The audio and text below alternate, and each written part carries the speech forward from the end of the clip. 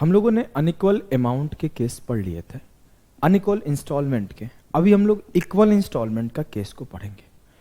तो मैंने जो बेसिक सिखाया था उसी बेसिक पर थोड़ा सा फिर से एक बार चर्चा करूंगा, 2 से 3 मिनट। तो आ जाओ स्टार्ट करते हैं। हम लोगों ने 3 चीज पढ़ा था। एक पढ़ा था प्रिंसिपल, एक पढ़ा था रेट, एक पढ़ा था टाइम, एक पढ़ा था इंस्टॉलमेंट, है ना।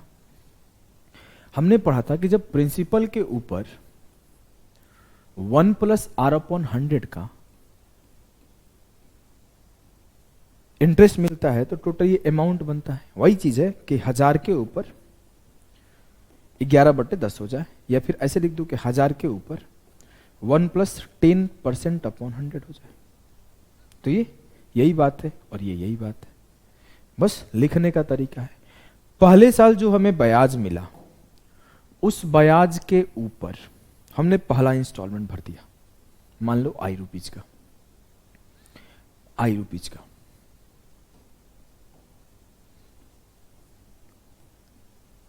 उसके बाद क्या हुआ, फिर से हमें इसके ऊपर 1 + R/100 का ब्याज मिला।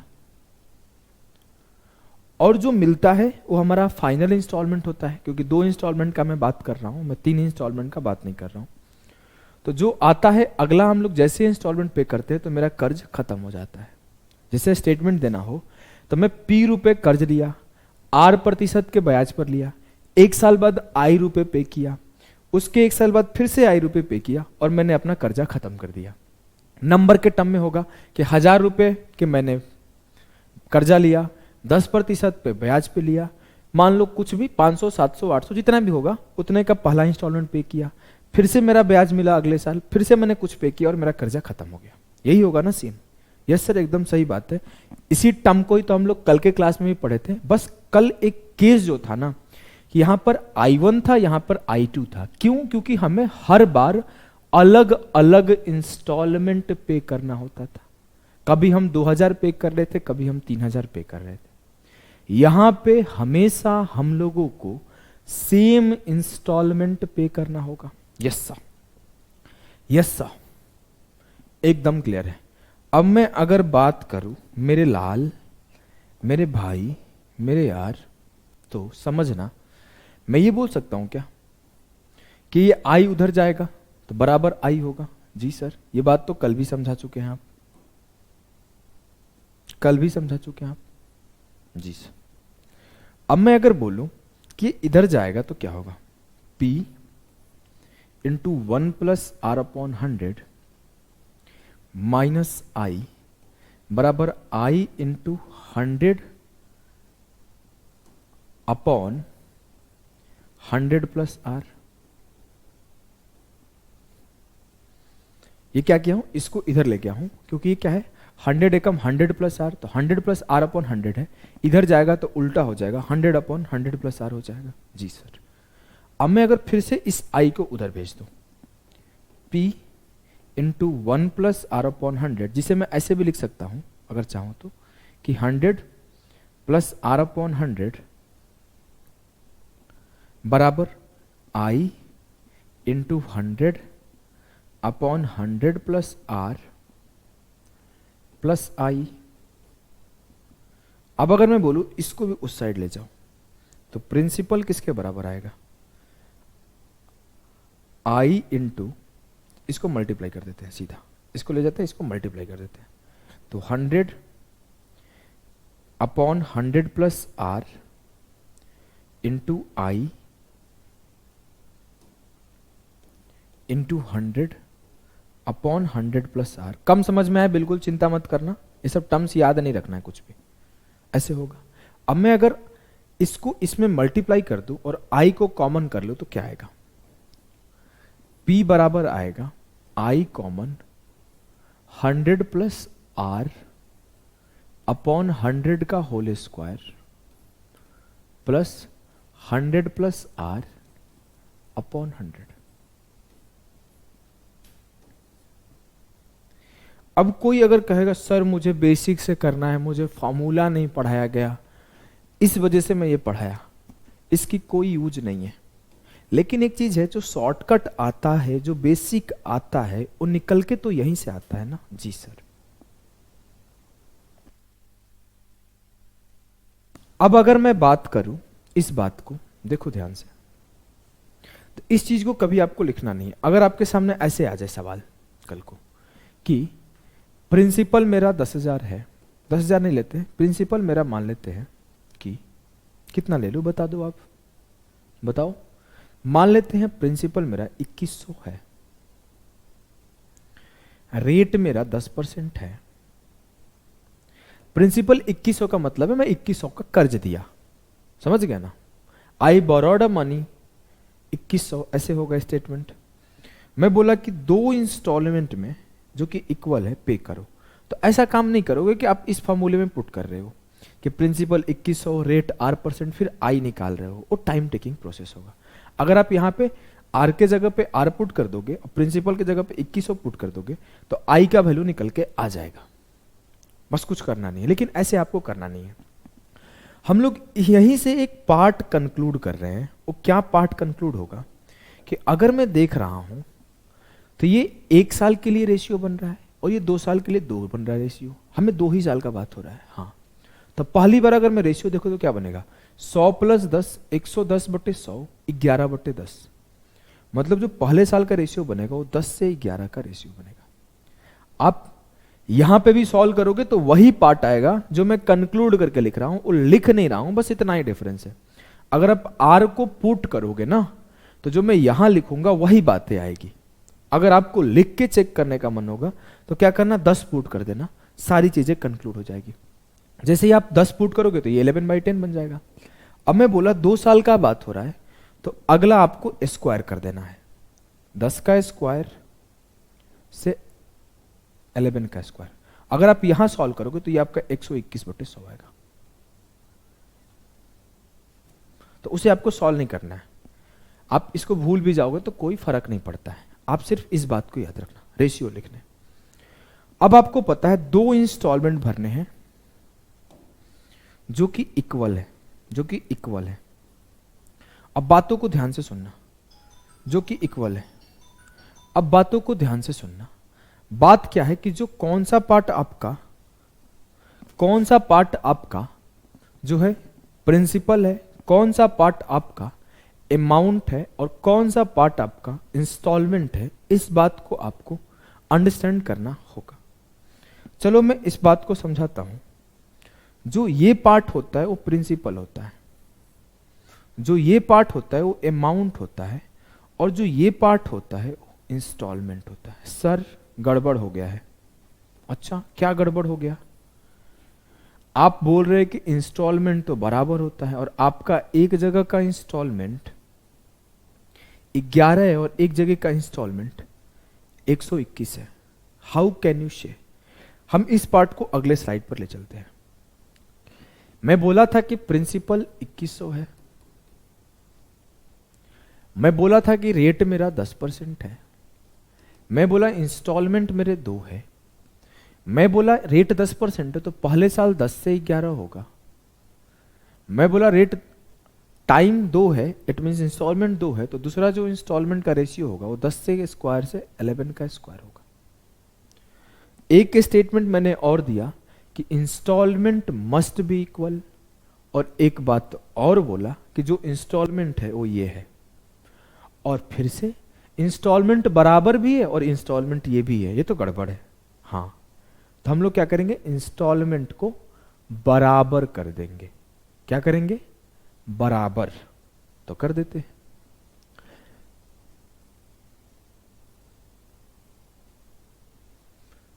अगर 11 से मल्टीप्लाई किया तो 110 हो गया, और 11 से मल्टीप्लाई किया तो 121 हो गया।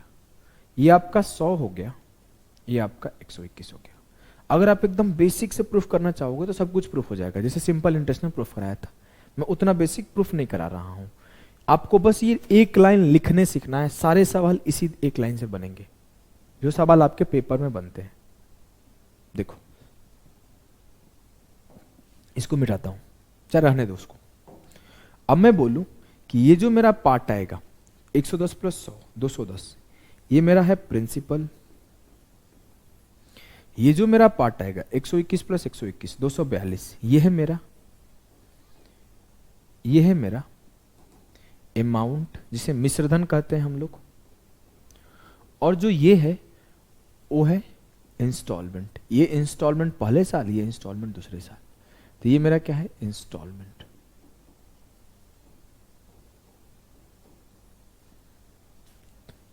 बस इस बात को आपको ध्यान रखना है। अब मुझे 2100 रुपए के कर्ज थे मेरे ऊपर, जी सर। जो प्रिंसिपल है वो 2100 है, जो प्रिंसिपल आया 210 यूनिट आया, तो 210 यूनिट बराबर हो गया 2100 के।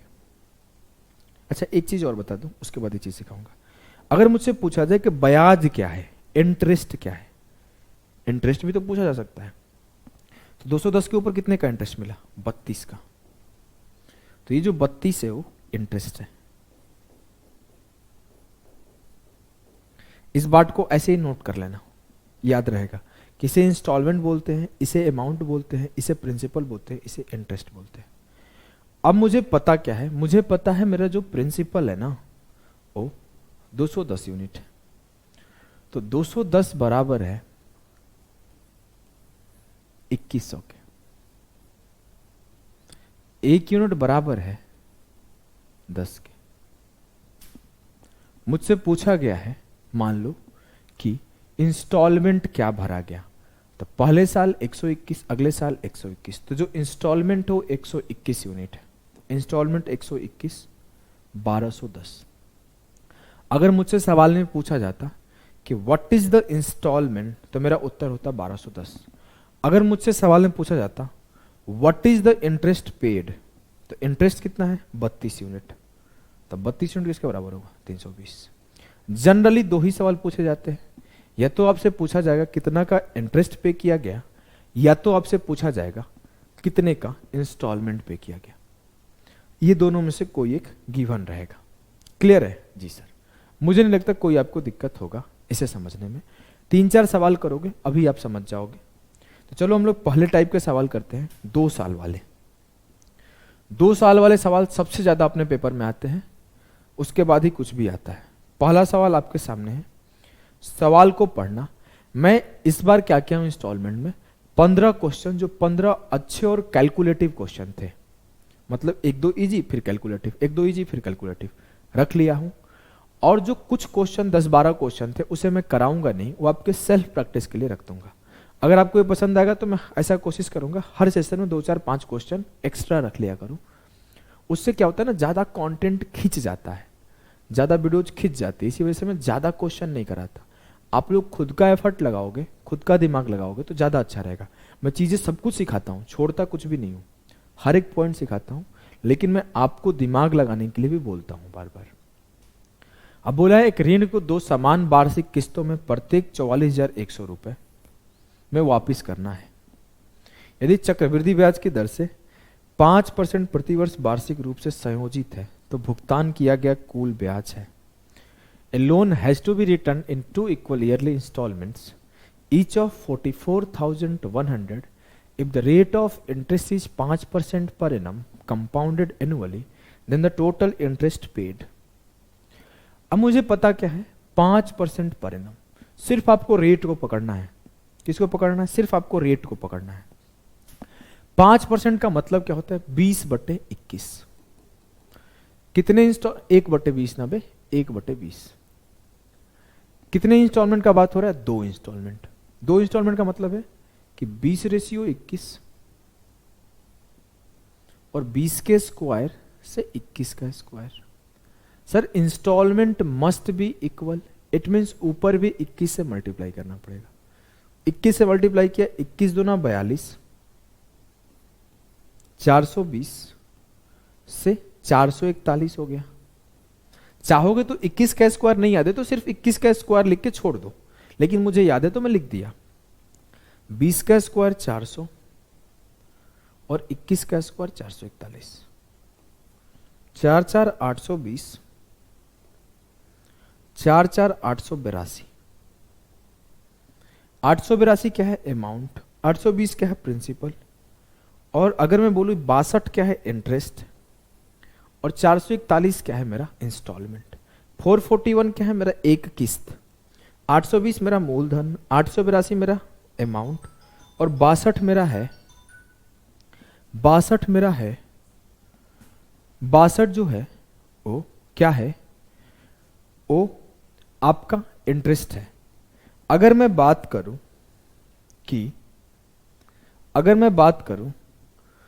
कि आपको दिया क्या है, तो जो आपको गिवन है वो है 44,100, जो कि इंस्टॉलमेंट है। तो 441 यूनिट किसके बराबर है? 44,100 के बराबर है। एक यूनिट किसके बराबर होगा सर? एक यूनिट बराबर होगा 100 के। अगर मैं बात करता हूं कि मुझसे पूछा गया है टोटल इंटरेस्ट कितना पे किया गया, तो टोटल इंटरेस्ट पे किया गया 62 यूनिट, तो 62 यूनिट बराबर होगा 6200 के। क्लियर है? अगर मुझसे पूछता कि प्रिंसिपल क्या रहा होगा, तो प्रिंसिपल होगा 820 इंटू 100, 82,000। प्रिंसिपल जो है 82,000 पे किया गया। ठीक है? यस, कोई दिक्कत नहीं, हमें तो कोई दिक्कत नहीं है। चलो आ जाओ अगले सवाल पे बढ़ते हैं। वो तो बहुत आसान सवाल है, ऐसे ही सवाल पूछते हैं पेपर में, बस डेटा थोड़ा सा डिफिकल्ट कर देते हैं।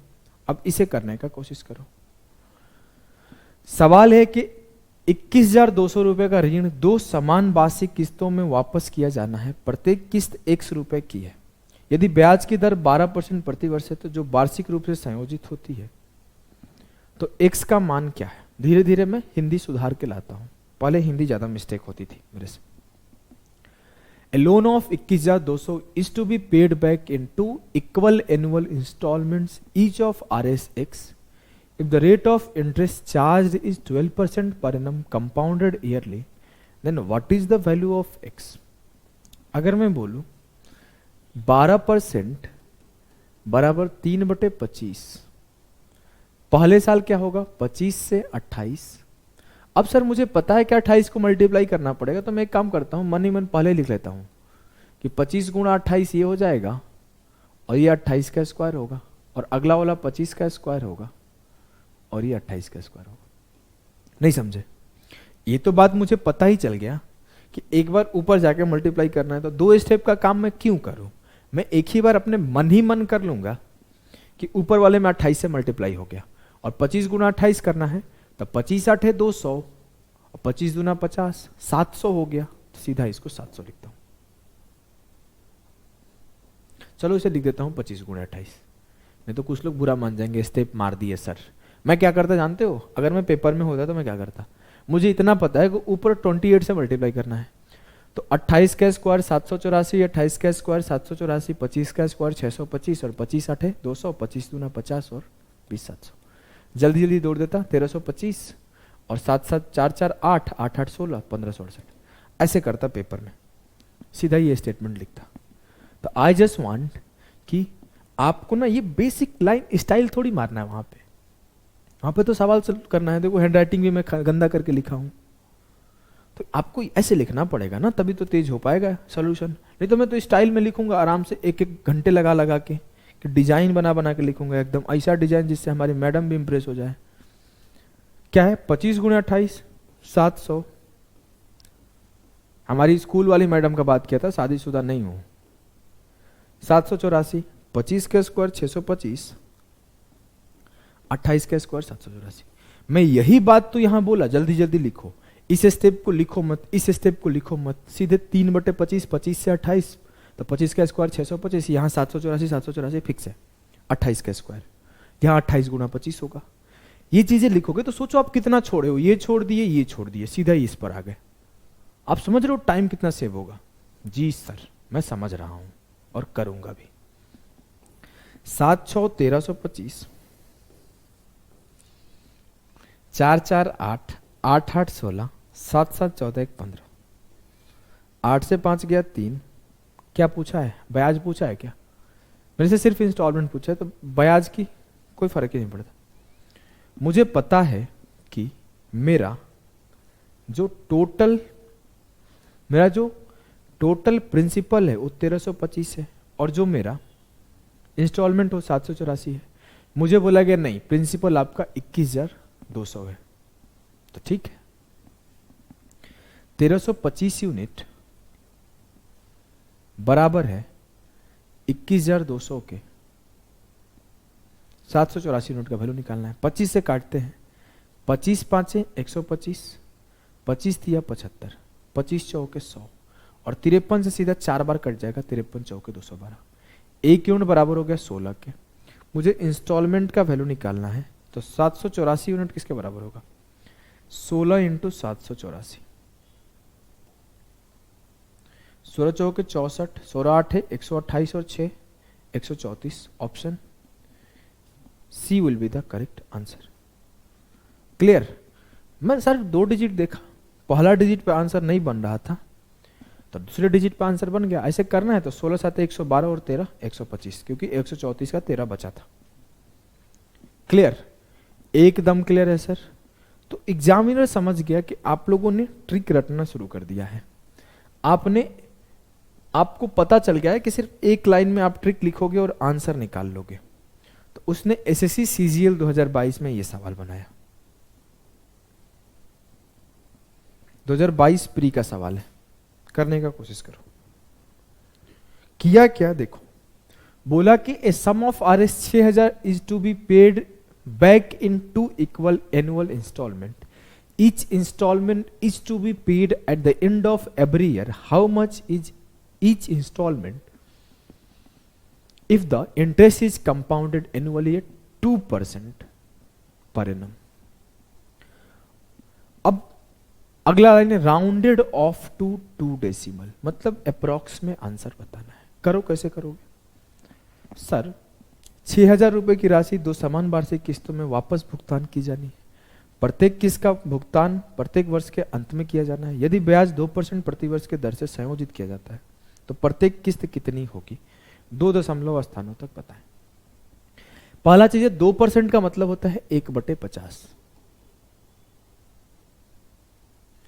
तो पहले साल 50 से 51, सर 50 गुणा 51 कर लेते हैं। और अगले साल तो मैं सीधा स्टेप छोड़ दूं क्या? चलो मैं लिख देता हूं, नहीं तो भी बच्चे परेशान होंगे। अगर मैं पेपर में होता तो बार बार बोल रहा हूँ 51 का स्क्वायर 2601, 51 का स्क्वायर 2601, 50 का स्क्वायर 2500 और 50 गुणा 51 5 एकम 5 5 5 25 2550। इस स्टेटमेंट को लिखता, सीधा 3 स्टेप छोड़ देता, ये सब कुछ नहीं लिखता। तो ये चीजें आप सीखो, आप सीखोगे ना तो आपकी टाइम ड्यूरेशन कम होगी। धीरे धीरे सीखना है। आई एम नॉट सेइंग कि आप एक ही दिन में सीख जाओ। पहला क्या होगा 50 से 51, दूसरा होगा 50 के स्क्वायर से 51 के स्क्वायर, ऊपर 50 से गुणा कर दिया, सॉरी ऊपर 51 से गुणा कर दिया तो ऊपर हो जाएगा 5 एकम 5 5 5 25, 51 का स्क्वायर 2601, 51 का स्क्वायर 2601। अगर आपको 51 का स्क्वायर नहीं याद है तो ऐसा नहीं कि प्रेशर है आपके ऊपर, आप सीधा इस 51 के स्क्वायर को सिंपल छोड़ दो 51 का स्क्वायर।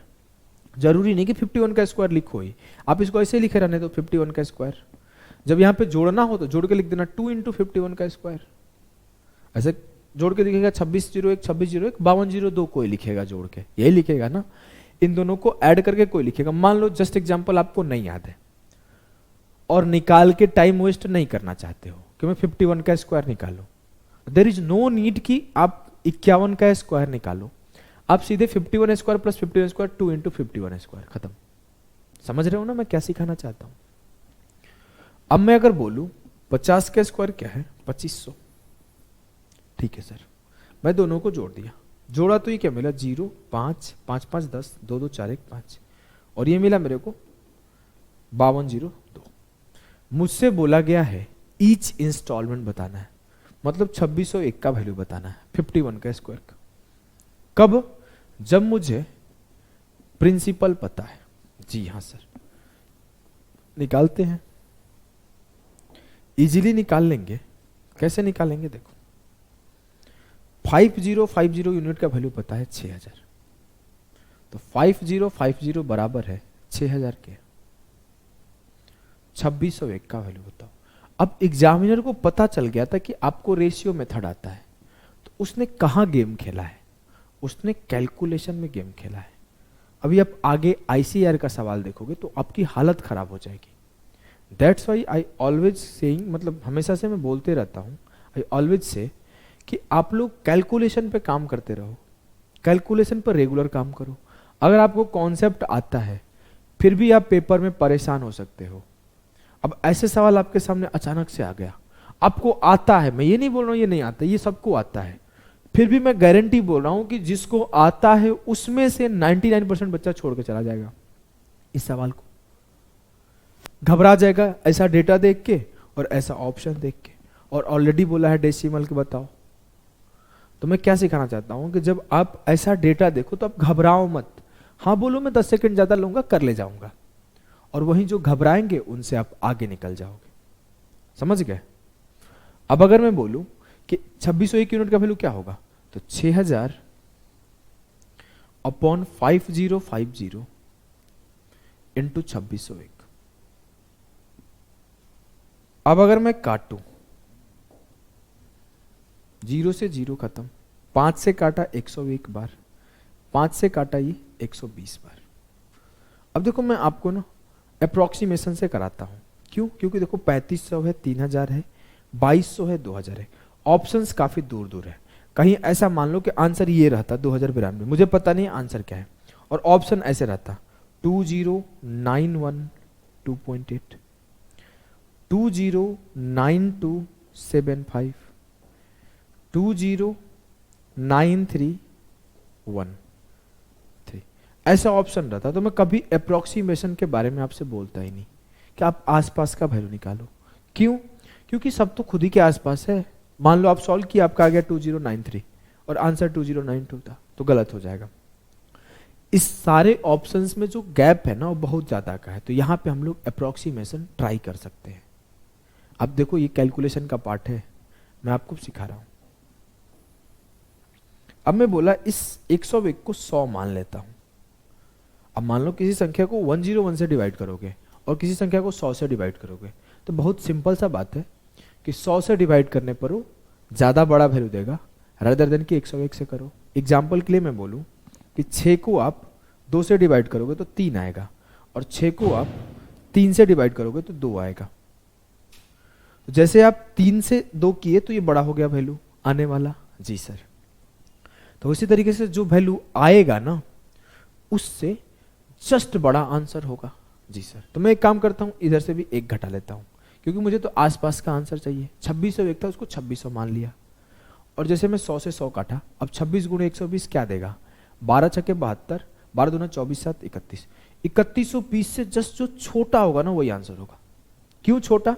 क्योंकि मुझे 3 से डिवाइड करता तो 2 मिलता, लेकिन मैं किया क्या हूं 2 से डिवाइड कर दिया हूं, तो मुझे बड़ा नंबर मिला है, उससे छोटा नंबर देखूंगा। 3120 से जस्ट छोटा, ये सब बहुत छोटे हैं, जस्ट छोटा ये होगा। अब आपको यहां थोड़ा सा नंबर जैसे मैं बड़ा करूंगा ना तो ये चेंजेस होते जाएंगे। मान लो मैं बोला कि आप 36 को डिवाइड करते, एक बार 3 से एक बार 2 से, देखो 2 से डिवाइड करोगे यहाँ 18 आएगा, और 3 से डिवाइड करोगे यहाँ पे 12 आएगा। देखो ये गैप कैसे बढ़ गया, यहाँ 1 का गैप था, यहाँ 6 का गैप हो गया। अब मैं इसी बात को ऐसे बोल देता कि 636 को डिवाइड करो, तो 2 से डिवाइड करोगे तो आपका कितना आएगा? 2 तिया 6, 318, और 3 से डिवाइड करोगे तो कितना आएगा? 3 दूना 6 और 212। तो कोई गैप बढ़ गया, यहां पे गैप 1 का था, यहां पे गैप 6 का था, यहां पे गैप ज्यादा हो गया। तो उसी तरीके से जैसे 1 का चेंज किया तो ये गैप जो होगा ना काफी हो जाएगा। समझ गए? बहुत सिंपल सा। एक क्लास में कैलकुलेशन में अप्रोक्सीमेशन के ऊपर देता हूं, जब भी मैं कैलकुलेशन पढ़ाता हूं तो वहां पे comparison of denominator and numerator सिखा के इस चीज को सिखाता हूं। तो वहां पे ज्यादा डिटेल क्लास चलती है, बस उसका बेसिक स्ट्रक्चर बताया कि कैसे वो वर्क करता है, कि जैसे जैसे संख्या बड़ा हो जाएगा जो आंसर के बीच का गैप है वो बढ़ते जाएगा। चलिए इसको मिटा दूं ना, मिटा देता हूं। 3120 से जस्ट छोटा है, एक ही आंसर था, वही आंसर होगा। आ जाओ स्टार्ट करते हैं अगले क्लास में, अगले क्वेश्चन पे, नेक्स्ट क्वेश्चन को देखते हैं। अब बनाओ इस सवाल को। ये सवाल शायद हेड कांस्टेबल का आया हुआ सवाल है, शायद, मुझे पता याद नहीं है। Head constable HCM, head constable Delhi police का। करने का कोशिश करो। बोला है जॉनसन प्रतिवर्ष 5% चक्रवृद्धि ब्याज पर 30,000 रुपए उधार लेता है। वो इस राशि को 2 समान वार्षिक किस्तों में 2 सालों के लिए दे देता है। मैं बोला 5% का मतलब क्या होता है? 1/20। तो पहले साल क्या होगा? 20 से 21। दूसरे साल क्या होगा? 20 के स्क्वायर से 21 का स्क्वायर। तो मैं सीधे कैलकुलेशन कर दिया, 420 से 441 और 400 से 441। कोई दिक्कत बिल्कुल नहीं सर। 20 से 21 करके फिर से 21 से मल्टीप्लाई करता, वो स्टेप आपने बचा दिया है और कुछ थोड़ी किया आप। नहीं, अब मुझसे बोला गया जॉनसन 30,000 रुपए का कर्ज लिया है, ठीक है। 4 820, 820 यूनिट बराबर है 30,000 के। मुझसे पूछा गया है कि how much does he have to pay approximately at the end of each year. मतलब मुझे कितने का इंस्टॉलमेंट पे करना होगा? 441। कुछ लोग सोच रहे हो कि सर आप गलत कर रहे हो। क्यों? आप ऐसे क्यों नहीं निकाले कि 441 प्लस 441 882 इतने का ब्याज? क्यों? You don't have to find extra things. जितनी आपकी रिक्वायरमेंट है उतना चीजें फाइंड आउट करो और निकल जाओ। मुझे इसकी रिक्वायरमेंट नहीं थी, मैं सवाल पढ़ रहा था, सॉल्व कर रहा था। मुझे इंस्टॉलमेंट की रिक्वायरमेंट थी, मुझे टोटल मनी का रिक्वायरमेंट था। मैं दोनों पे काम कर गया। मुझसे इंटरेस्ट पूछा गया होता तो मैं इसको सम करके फाइंड आउट करता। इसी सबको तो बोलते हैं टाइम बचाना। अब देखो, अगर मैं बोलूं 820 यूनिट का वैल्यू पता है और 441 यूनिट का वैल्यू निकालना है, तो काटाकूटी करते हैं। 1 यूनिट होगा 30,000 बटे 820, तो 441 यूनिट होगा गुणे 441। आप इसमें भी अप्रोक्सीमेशन लगा सकते हो, लेकिन हम लोग क्या करते हैं, काटाकूटी कर देते हैं सिंपल। 0 से 0 खत्म। 2 से काटा 41 बार गया, ये 15 बार गया, 1500 हो गया। 15 का पहाड़ा पढ़ देते हैं, ये सिंपल काट लेते हैं। अप्रोक्सीमेशन यहां पे भी लगा लेते हैं। अगर इसको 40 मान के सॉल्व कर दो तो आसपास नहीं, रिस्क है थोड़ा सा, देख रहे हो ना, रिस्क है। नजदीक नजदीक नंबर है, ये दोनों भी नजदीक है एक दूसरे के, ज्यादा क्लोज ही है। वैसे 500 का गैप है, लेकिन फिर भी हम लोग रिस्क नहीं लेते हैं क्योंकि कैलकुलेशन आसान है। 15 कम 15 की 5, 15 चौके 60 और एक 61 की 1 6 बचा। 15 चौके 60 और 6 66, 66 1500 बटे 41। पहाड़ा पढ़ो, 41 है कम 41, कितना बचा? 25। 41 चौके 41 पांचे 205, 41 छक्के 246, कितना बचा? 4। देखो 4 1 5 बचा। फिर से आपको ऐसे करके दिखाऊं। आपको कभी भी पेपर में फंसो तो बिल्कुल टेंशन नहीं लो, ऐसे कर दो। क्योंकि मुश्किल से 2 से 3 सवाल पेपर में, अगर डिफिकल्ट पेपर आएगा तो सवाल आएंगे जिसमें ऐसा कैलकुलेशन आएगा।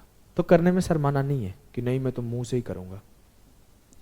41 से कम 41, 25 बचा। 41 पांचे 41 छक्के 246, कितना बचा? 5। ऊपर से कितना आया? 5। 41 से कम 41, 14 बचा। फिर 41 दिया, आंसर हो गया। आप जब सॉल्व करना शुरू करो तो जैसे मैं देखा 2 डिजिट तक सेम था, तीसरा डिजिट ले गया, ये अलग था, तो ये आंसर हो गया। इसको नहीं लेंगे। ऐसा नहीं कि अब तो मैं 41 दिया 123 ले जाऊंगा, फिर 17 आएगा, फिर 41 चौके 164 ले जाऊंगा, फिर 6 आएगा तो फिर 41 से कम 41 ले जाऊंगा तो 16,134.1 तक लाऊंगा। क्यों? You don't have to find extra things. जितना जल्दी आंसर पाओ उतना ज्यादा बेहतर है। क्लियर? जी सर। आगे बढ़ते हैं। नेक्स्ट सवाल को सॉल्व करो।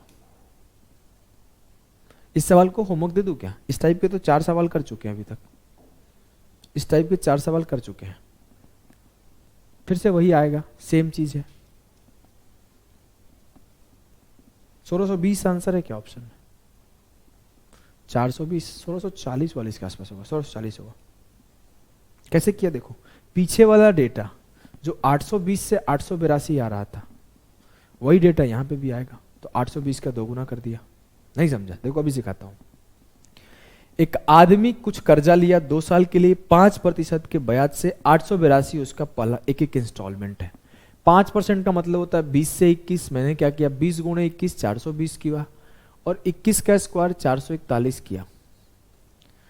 और 21 का स्क्वायर 441 हो गया, तो यहाँ 20 के स्क्वायर से 21 का स्क्वायर बना।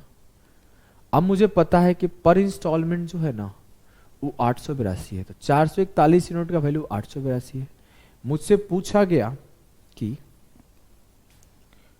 कितना वो बोरो किया था, तो 820 बोरो किया था। 441 बराबर है 882 के, तो 1 यूनिट बराबर है 2 के, तो 820 यूनिट बराबर है 1640 के। इस टाइप के 2-4 सवाल सेल्फ प्रैक्टिस के लिए छोड़ दिया हूं। चलो इस सवाल को करो, इस पे गलती से आंसर ठीक है। ये एसएससी सीजीएल मेंस 2019 का सवाल है। एसएससी सीजीएल मेंस 2019 का सवाल है। चलो करने का कोशिश करो। सुरेखा ने एक राशि उधार ली और उसने 5547 की 2 समान वार्षिक किस्त दी। इंस्टॉलमेंट गिवन है, सेम सवाल है। यदि ब्याज की दर उसे 7 सही 1.2% प्रतिवर्ष चक्रवृद्धि ब्याज थी, तो उसके द्वारा भुगतान किया गया कुल ब्याज क्या है। रेट परसेंटेज 7 सही 1.2%, इट मीन्स क्या होगा, 7 दूना 14 1 15/200। जब आप कैलकुलेट किए तो ये मिला 3/40। तो पहले साल का इंटरेस्ट क्या होगा 40:43, दूसरे साल 40 के स्क्वायर से 43 का स्क्वायर। मैं 40 × 43 किया, 4 तिया 12 और 4 चौके 16 1 17, 1720 से 40 का स्क्वायर 1600 हो गया। 43 का स्क्वायर ना, 43 का स्क्वायर 1849 हो गया, और ये आपका 1600 से 1849 हो गया। कुछ लोगों का दिमाग तो नहीं उड़ रहा है, मास्टर पगला गया है, स्टेप पे स्टेप मार रहा है। कोई बात नहीं, देखो आप अगर ऐसे लिखते हैं कि 40 से 43 और अगला स्टेप 40 के स्क्वायर से 43 का स्क्वायर, तो आपका पहला काम क्या होता, ऊपर 43 से मल्टीप्लाई करते। तो 43 × 43 का स्क्वायर 1849, 43 × 40 1720, और 40 का स्क्वायर 1600 और 43 का स्क्वायर 1849। एकदम क्लियर है सर, हमें कोई दिक्कत नहीं है।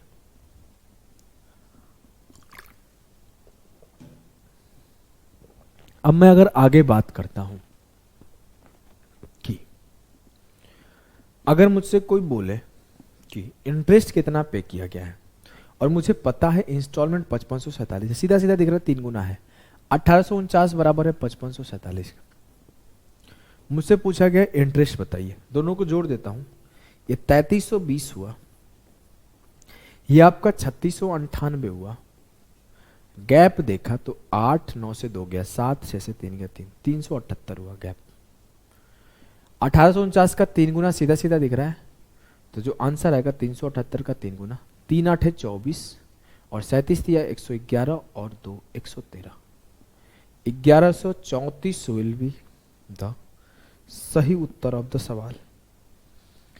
क्लियर है, एकदम क्लियर है सर, हमें कोई दिक्कत नहीं है, सब कुछ समझ में आ रहा है, कोई कष्ट कोई कठिनाई कोई दुख कोई दर्द कोई पीड़ा नहीं है, इजीली सॉल्व हो गया।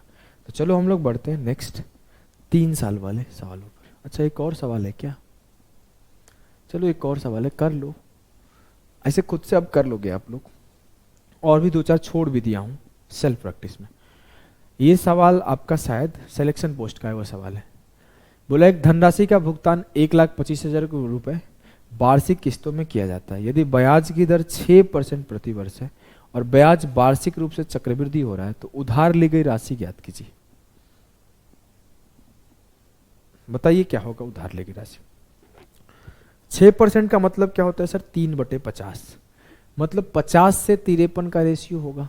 जी सर, पहला साल 50 गुणे 53 क्या होगा, 5 5 25 और 5 3 15 1, 5 3 15 का 1, 25 1 26, 265। नहीं समझ में आया, हमें पता है आपको समझ में आ गया है, फिर भी लिख दूंगा, फिर भी लिख दूंगा मैं, टेंशन मत लो। यह है 53 का स्क्वायर और ये 50 का स्क्वायर। कुछ लोग सोच रहे हो उल्टा सीधा कैसे लिखते रहते हैं सर। देखो 50 से 53 ये बात आपको समझ में आता है, 50 के स्क्वायर से 53 का स्क्वायर ये भी आपको समझ में आता है।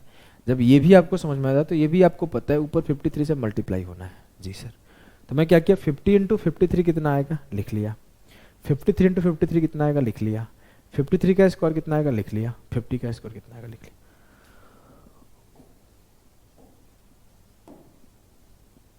अब मुझे पता है कि जो इंस्टॉलमेंट है वो 1,25,000 है, मतलब 2809 यूनिट का वैल्यू मुझे पता है 1,25,000 है। और मुझे ये भी पता है कि मेरा टोटल सम क्या है। टोटल सम है सर 2650 प्लस 2500, 6 5 11 और 2 2 4 1 5, नहीं आएगा, 5150 है। तो मुझे 2809 यूनिट का वैल्यू गिवन है, 5150 यूनिट का वैल्यू निकालना है। कर लोगे कैलकुलेशन? देखो बीच में कट गया था, कैलकुलेशन में डरावना है वैसे भी। अब मैं आपको क्या सिखा रहा था, कहां पे कटा है, जब मैं इसका सम किया हूं, 26 प्लस 25 सम किया हूं। अब मेरे सामने क्या आया कि 2809 यूनिट बराबर है 1,25,000 के। तो मैं बोला 1 यूनिट किसके बराबर होगा, 1,25,000 अपॉन 2809। मैं बोला ये इतना गंदा सा कैलकुलेशन है, पेपर में आएगा तो हालत खराब हो जानी है, इसको करे तो करे कैसे। अब इसमें हम लोग अप्रोक्सीमेशन अगर लगाएंगे भी तो मुझे हालत तब भी खराब होगा, इन दोनों को मल्टीप्लाई करना पड़ेगा। मैं पहले बोला पहले 1 मल्टीप्लाई करता हूं, इस 125 को 8 से मल्टीप्लाई करता हूं, क्योंकि मुझे पता है 5 × 2 0 होता है, बेसिक कैलकुलेशन है। मैंने जैसे 8 से 125 में किया तो 1000 हो गया, तो 5150 पर 3 और 3 6 0, क्योंकि 125 × 8 1000, 3 0 3 0 प्लस है 6 0 और इस पर 6 0 लगा दो, 5150 पर 6 0 कि 8 × 2809 आया। मैं बोला थोड़ी देर के लिए मैं मान लेता हूं कि 9 नहीं 0 है, तो 28 8 है 224, 224 गुणा 2 448, तो 515 से 448 गया 67 बचा, 224 तिया 672। सर आपने 9 से कम माना है, इट मीन्स कि ऊपर जो आएगा वो उससे ज्यादा आना चाहिए, क्योंकि अभी थोड़ी देर पहले सिखाया अगर 6 से मैं 6 को 2 से डिवाइड करो तो 3 आएगा और 6 को 3 से डिवाइड करो तो 2 आएगा। मैंने क्या किया 3 को 2 कर दिया, तो ऊपर ज्यादा आएगा, उससे कम आना चाहिए। हाँ, तो जो मेरा पहला डिजिट है 2 है, जो दूसरा है वो 3 के आसपास है, लेकिन उससे कम आना चाहिए, उससे कम आना चाहिए, तो उससे कम आएगा, ऑप्शन में सी आंसर। देखो तब भी रिस्कियर है, यहां पे मैं बता के निकल जाऊं, हो सकता है मैं भी गलती कर दूं, ये रिस्कियर है। मैं गारंटी के साथ कहता हूं आप पेपर में हो ये आंसर नहीं टिक कर पाओगे, जिस कॉन्फिडेंस से मैं बोर्ड पे खड़ा होकर टिक कर रहा हूं। मुझे भी आंसर करेक्ट नहीं पता है, वो हिम्मत नहीं आती ना कि इतना कॉन्फिडेंस से टिक कर दो। ये तब हिम्मत आती है जब जो हो सो देखेंगे, फेल हो पास हो, वैसे वाले बच्चे हैं। तो मैं बोलता हूं ऐसे तो कर नहीं पाओगे, रियलिटी ये कि ऐसे कर नहीं पाओगे पेपर में, जिस कॉन्फिडेंस से मैं सिखा रहा हूं। और आप भी खुश हो जाओगे सर ने क्या ट्रिक बताया, खट से आंसर टिक करा दिया इतना बड़ा कैलकुलेशन का। लेकिन coming to the ground reality, you know कि आप इस तरीके से इसका आंसर नहीं टिक कर पाओगे। वो हिम्मत और कॉन्फिडेंस नहीं आएगा कि मैं सही बना रहा हूं कि गलत बना रहा हूं, और यहीं जाके ऐसे सवालों में आप नर्वस होते हो, स्किप कर देते हो, यही होता है ना। तो मैं बोलता हूं क्यों परेशान होना, अगर आपके 25 सवाल है 30 सवाल है पेपर में, तो ऐसे कितने सवाल होते हैं, 1 से 2। मैं यहां पे ज्यादा टाइम दूंगा, आराम से करूंगा, मैं बिल्कुल रिस्क नहीं लूंगा, डरना भी नहीं है बिल्कुल ऐसे सवालों से।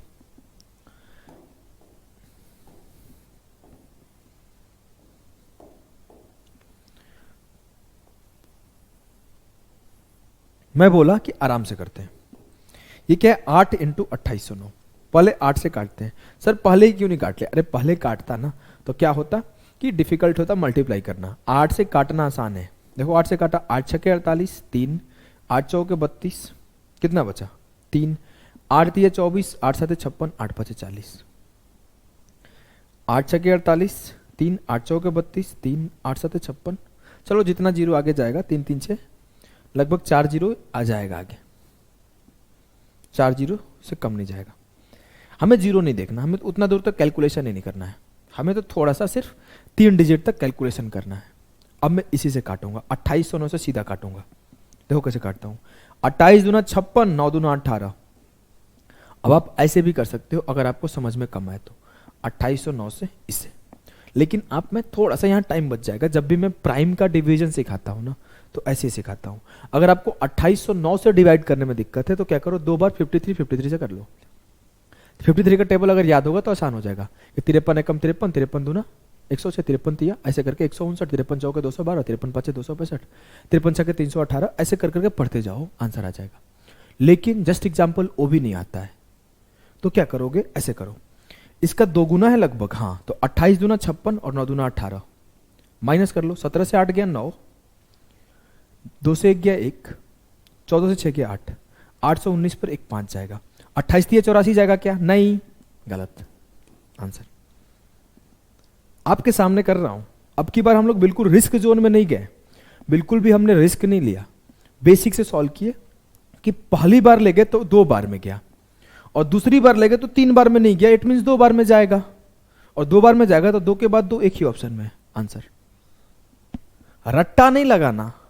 मैं आपको कोई भी ट्रिक और थोड़ा सा जादू दिखा के निकल जाता तो आपको मजा आ जाता, लेकिन मैं रियलिटी ग्राउंड पे आके इसको सिखाया हूं कि आप ऑप्शन देख रहे हो, सॉल्व कर रहे हो, ऑप्शन देख रहे हो, सॉल्व कर रहे हो, सॉल्व हो जाएगा। और ऐसे सवालों में ना आपको लगभग 2 मिनट तो देना पड़ेगा पेपर में, इससे कम में नहीं होगा, क्योंकि ये स्टेप सब लोग कर लेगा। यहां आके ना अच्छे से अच्छे लोगों की हालत खराब हो जाएगी, छोड़ के भाग जाएगा। बस वहीं पे आपको बेनिफिट उठा लेना है 30 सेकंड और देके। जैसे मान लो यहां तक आप 30-35 सेकंड दिए हो, यहां आते ही आधे की हालत खराब हो गई, भाग गए, थोड़े हिम्मत वाले सॉल्व करने गए, थोड़ा दिमाग लगाने लगे, फंस गए। आप यहीं पे 30 सेकंड अगर दे दोगे तो सवाल सॉल्व हो जाएगा, निकल जाएगा। तो 30 सेकंड पढ़ने में, 30-35 सेकंड सॉल्व करने में, ऐसे करके 40 सेकंड कैलकुलेशन में 2 मिनट 1.5 मिनट लग जाएगा। समझ गए? चलो आते हैं नेक्स्ट टाइप के सवाल पे। ये भी सिलेक्शन पोस्ट 2023 का सवाल है।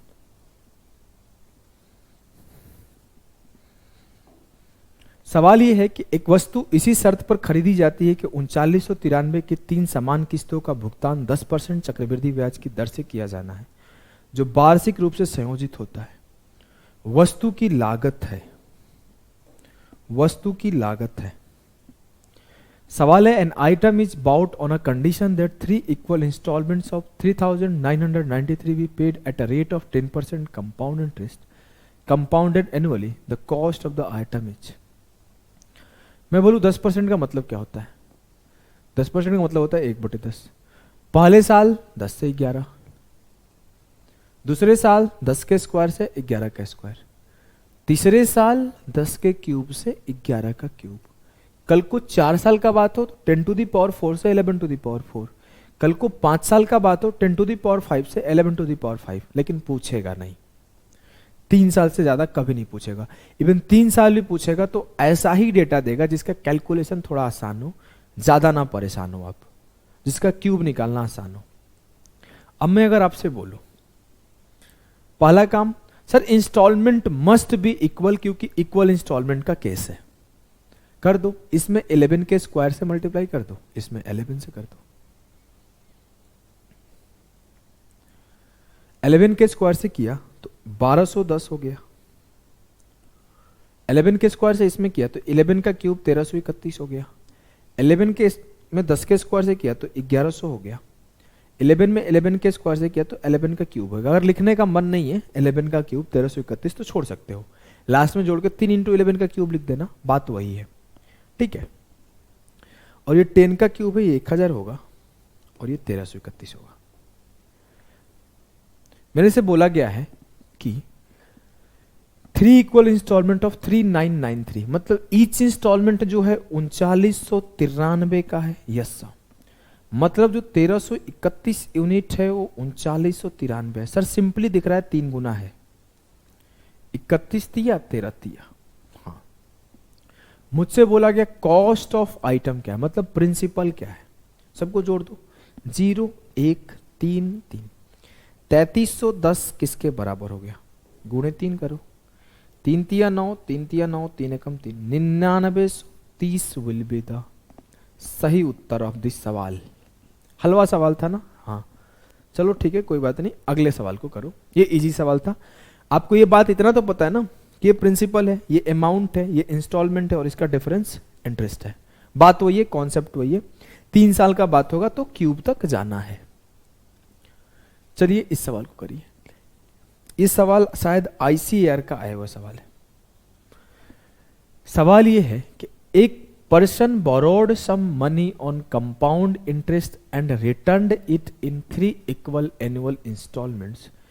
If the rate of interest is 15% per annum and the annual instalment is 12,167, then find the sum borrowed.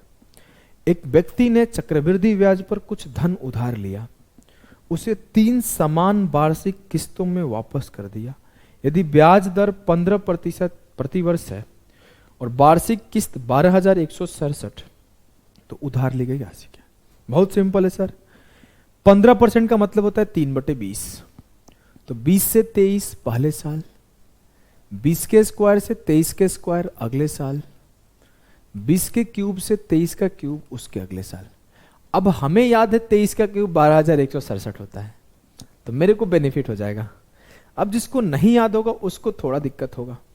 अब मुझे तो याद है तो 23 का क्यूब होता है 12,167 होता है, तो मैं पहला काम ही तो करूंगा ही, ऊपर 23 के स्क्वायर से इसमें मल्टीप्लाई कर दूंगा, 23 से इसमें कर दूंगा। तो ये काम तो करना ही करना है।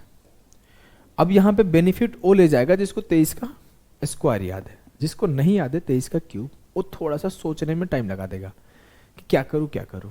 मुझे पता है 23 के स्क्वायर इंटू 23 क्या होगा? 12,167, और यही मेरा क्या है? इंस्टॉलमेंट है। तो 12,167 यहां पे भी, 12,167 यहां पे भी, 12,167 यहां पे भी। रेशियो 23 के स्क्वायर इंटू 20, 529 गुणा 2 कितना होगा? 10,580। 23 इंटू 20 का स्क्वायर, 23 चौके 9200, और 20 का क्यूब 8,000, जोड़ा 80, जोड़ा 7, 9 8 17 10 27, 27,780 यूनिट। 12,167 बराबर है 12,167 के, तो 1 यूनिट बराबर है 1 के, तो 27,780 बराबर है 27,780 के। ये क्या है? आपका कर्जा लिया गया धन। क्लियर है? एकदम क्लियर है। आ जाओ अगले सवाल पे चलते हैं। अगला सवाल आपका है हेड कांस्टेबल एग्जाम का आया हुआ सवाल। यह है कि पी की एक राशि उधार ली गई और 3 समान वार्षिक किस्तों में भुगतान की गई। प्रत्येक किस्त 30,000 की है। ब्याज की दर 5% वार्षिक रूप से संयोजित होती है, तो पी का मान अनुमानित क्या होगा? करिए। A sum of P was borrowed and paid back in 3 equal installment, each of 30,000 if the rate of interest is 5% compounded annually। 5% का मतलब क्या है? 20 से 21। 21 का क्यूब याद है? हाँ सर, 9261 होता है।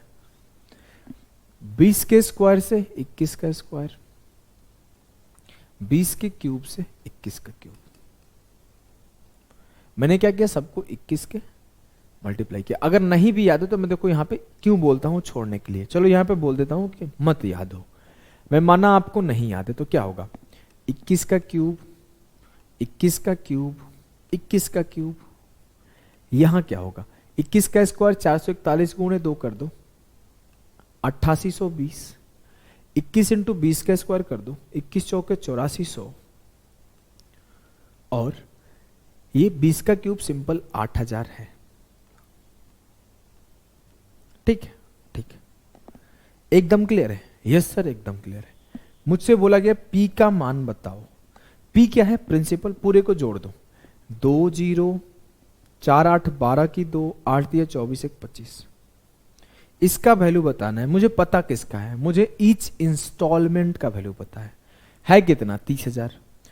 तो 21 का क्यूब बराबर है 30,000 के, तो बताइए कि 25,220 यूनिट किसके बराबर है? 25,220 यूनिट किसके बराबर है? चलो सॉल्व करने की कोशिश करो, कैलकुलेशन बहुत तगड़ा है। 30,000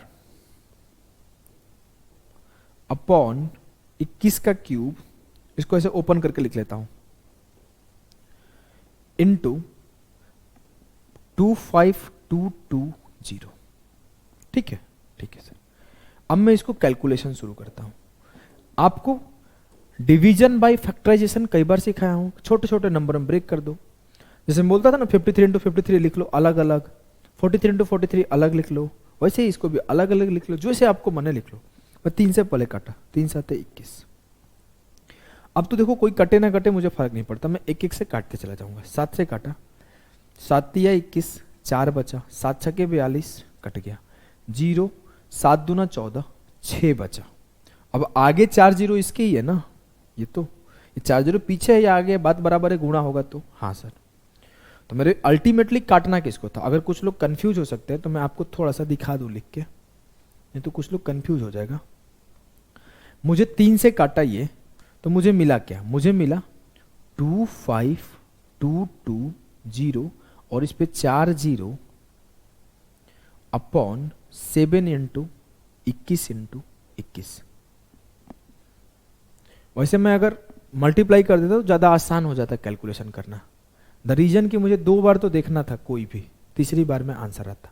मतलब अगर ये मल्टीप्लाइड रहता तो 21 1 441 गुणे 7 कितना होगा? 7 एकम 7, 7 चौक 28, 7 चौक 28 4 32, 28 2 30। तो लगभग ये आपको दोनों तरीके से सिखाता हूँ, दोनों तरीके से सिखाता हूँ। पहले मैं फैक्टराइज्ड पार्ट से सिखाता हूँ। तो मैं 7 से काटा, 7 तिया 21, 4 बचा, 7 छके 42, 252 खत्म हो गया। 0, 7 दूना 14, 6 बचा, 0 उतरा, 7 8 56, 4 बचा, 7 5 35, 5 बचा, 7 7 49, 1 बचा, 7 एकम 7, 3 बचा। अब वो डेसिमल में जाएगा, 7 चौक 28, इतना पर रुक जाते हैं। 21 से काटते हैं, 21 से काटा, 21 एकम 21 कितना बचा? 15, 21 7 147, 3 बचा, 21 एकम 21 11 बचा, 21 5 105 13 बचा, 21 छके 126 9 बचा, और 21 चौक 84 97 यहाँ पे, 97 से 84 घटाओ कितना बचा? 13, और 21 छके 126 कहाँ पर थे? 5 बचा, 21 चौक 184। सोचो आप अब इसको 21 से काटोगे तो आंसर आ जाएगा लास्ट। इतना कैलकुलेशन कर पाएगा तुम लोग? ये मेरा देख रहे हो हालत खराब है। 21 8 68, 168, 3 बचा, 21 से कम 21 14 बचा, 146 से 21 7 147, 817 के आसपास आएगा। ये नहीं होगा, ये होगा। देखो मैं जब इसको काटने लगा था तो 21 8 168 ले गया था तो 3 बचा था, फिर 35 हुआ तो 21 से कम 21 ले गया, 14 बचा, फिर यहां से 6 उतरा तो 21 7 147 होता है। मैं बोला 146 है, मतलब 81700 के आसपास जाएगा। तो मैं देखा यही आसपास है, खत्म कर दिया। अब मैं ये कैलकुलेशन थोड़ा डिफिकल्ट है ना? हाँ सर, लेकिन मैं बोलता हूं देखो मल्टीप्लाइड रहेगा तो थोड़ा आसान रहेगा। इसको मिटाता हूं, आप लोग नोट डाउन करना। अब मैं बोलता हूं ना, मैं अगर आपको सिखाना चाहूं मेरे लाल, तो इस बात को समझना। अगर मैं 21 का क्यूब लिख दिया हूं 9261, तो ये कैलकुलेशन ऐसे होगा 30,000 इंटू 25220 अपॉन 9261। मैं 3 से इसको काट लिया सीधे, 3 से काटा तो कितना बन जाएगा? 3 तिया 9, 3 जीरो जाएगा, 3 8 24, 3 7 21, 3087 टाइम में गया आपके सामने। अब मेरा कैलकुलेशन पार्ट क्या है? ये है 25220000। अगर नहीं भी लिखूं तो काम चल जाएगा, लेकिन फिर भी लिख रहा हूं, सीधे यहां से कर लेता मैं। 5 जीरो है अपॉन 3087। अब मैं सीधे बोल रहा हूं यहां से लेके चला जाऊंगा। देखो 8 बार में जाएगा, पहले 9 बार में जाएगा नहीं, तो 8 बार में ले गया तो क्या होगा? 8 7 56 की 6, 5 बचा, 8 8 64 और 5 69 का 9, 6 बचा, 8 0 6 3 8 24। अगर आप ऐसे भागा दोगे तो यही करोगे ना, ऐसे भागा दोगे तो पहले 8 बार में ले जाओगे। अब मैं माइनस कर लिया, 10 से 6 गया 4, 11 से 9 गया 2, 11 से 6 गया 5, 4 से 4 गया 0, 524 पर 1 जीरो जाएगा। अब पहले 8 बार में गया था, फिर सीधा सीधा दिख रहा है 2 गुना नहीं है तो 1 बार में जाएगा। ऑप्शन ए और डी खत्म हो गया। और जैसे मैं 1 बार ले जाऊंगा तो क्या हो जाएगा? 3 0 8 7 घटा दिया, 10 से 7 गया 3, 13 से 8 गया 5, 1 की 1 और 5 से 3 गया 2। अब ये इधर जाएगा, सीधा सीधा दिख रहा है 7 बार जाएगा। 3 7 21, 3 7 21, 7 के आसपास है, 5 वाला खत्म, ये जाएगा। अगर करके देख लो, पहले मैं 7 ही से पढ़ता हूं, देखना 7 से नीचे हो जाएगा। 7 7 49 की 9, 4 बचा 7 8 56 के 4, 60 6 बचा 7 0 6 7 3 21। सर 21,600 समथिंग हो जा रहा है, क्योंकि 21,530 चाहिए था। 7 से नहीं जा पाएगा, जाएगा किससे? 6 से। आंसर आ गया। आप इस चीज को समझ पा रहे हो ना? आप ये कैलकुलेशन पार्ट है, बस ये सब लोग कर लेगा यहां तक। ये मैं चाहता तो 2 सवाल करके निकल जाता, आप भी खुश, बल्ले बल्ले। मैं जानबूझ के इन सवालों को खुद से करा रहा हूं कि आपको एक थॉट प्रोसेस बिल्ट हो, कि पेपर में जब आप इस पॉइंट पर जाओ, इस पॉइंट पर जाओ सॉल्व करते करते, तो हाथ ना कांपे, डरो मत, एक कॉन्फिडेंस हो कि मैं 30 सेकेंड दूंगा तो निकल जाऊंगा, या 20 सेकेंड दूंगा तो निकल जाऊंगा। वो डर को खत्म करना है कोशिश है मेरा, इस बात को समझना। मैं चाहता तो ये सवाल रखता ही नहीं, आपको पता भी नहीं चलता। बोलते हैं हाँ सब सवाल बन जाते हैं, इजीली आंसर आ जाते हैं। मैं जानबूझ के खुद से इसको कर रहा हूं कि आप जब इस पॉइंट पे पहुंचो सॉल्व करके, तो आपका हाथ वाथ कांपना ना स्टार्ट हो, क्योंकि मेरे शुरुआत में हाथ कांपते थे कैलकुलेशन ऐसे देख के। फिर मैं धीरे धीरे सीख के मैं आपको समझना शुरू किया कि कैसे करूं। तो मैं समझ गया कि जैसे हार्ड कैलकुलेशन है तो या तो स्किप कर दो, या फिर अपने आप को बोलो काम डाउन, 30 सेकंड दोगे तो हो जाएगा, तो कर लो। इस चीज को समझना, ठीक है? आ जाओ नेक्स्ट सवाल को करते हैं। नेक्स्ट सवाल को करो। नेक्स्ट सवाल है आपका कि सोहन चक्रवृद्धि ब्याज पर 20% प्रतिवर्ष के दर से पैसा उधार लिया। ब्याज सालाना चक्रवृद्धि था और उसने इसे 3 समान किस्तों में चुकाया। प्रत्येक किस्त का भुगतान हर साल के अंत में किया जाना था।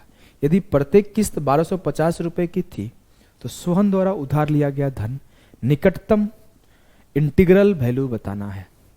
Sohan borrowed money at the rate of 20% per annum on compound interest. Interest was compounding annually and he paid it in 3 equal installments. 20% है, 3 इंस्टॉलमेंट का बात हो रहा है, मतलब पहला 5 से 6, दूसरा 25 से 36, तीसरा 125 से 6 का क्यूब 216। मैंने क्या किया, इधर भी 6 से मल्टीप्लाई कर दिया, इधर 36 से मल्टीप्लाई कर दिया। 36 5 180, 36 छक्के 216, यहां पे भी 216, यहां पे भी 216, यहां हो जाएगा 6 गुणे 25 150, यहां हो जाएगा 125। मुझे नहीं लगता कि यहां तक किसी को लिखने में कोई भी कठिनाई आया होगा, हमें नहीं लगता है कि कोई कठिनाई होगा। चलो तो फिर आ जाओ आगे बढ़ते हैं। मुझे पता है कि टोटल अमाउंट पूछा क्या है मेरे से पूछा है कि, पूछा क्या है भाई, सोहन द्वारा उधार लिया गया था। मुझे प्रिंसिपल बताना है, जोड़ लो 5 5 2 7 8 15 3 1 4, 455 यूनिट का वैल्यू निकालना है। मुझे दिया क्या है, मुझे ईच इंस्टॉलमेंट 1250 दिया है। 216 यूनिट का वैल्यू 1250 है, 455 का निकाल लो। एक लाइन का कैलकुलेशन है, देखो कैसे करेंगे। 1250 बटे 216 इंटू 455। पहला काम क्या करोगे, ऐसा दो चीज बहुत, दो दिमाग वाले होंगे वो काटना शुरू कर देंगे कि सर कट रहा है, काट देते हैं। किससे? 6 6 6 से काट लेंगे 3 बार। नहीं, थोड़ा सा दिमाग लगा दो। कैसे? पहले मैं 8 से मल्टीप्लाई कर दिया। सर ये क्यों किए? मुझे ना इन दोनों को मल्टीप्लाई करने का झमेला खत्म हो गया। कैसे? 8 इंटू 125 क्या हो गया? 1000। तो ये 1 0 पहले से था, ये मल्टीप्लाई होते 4 0 हो गया। तो अब मेरे लिए नंबर ऐसे हो गया 455 4 0 अपॉन 8 इंटू 216।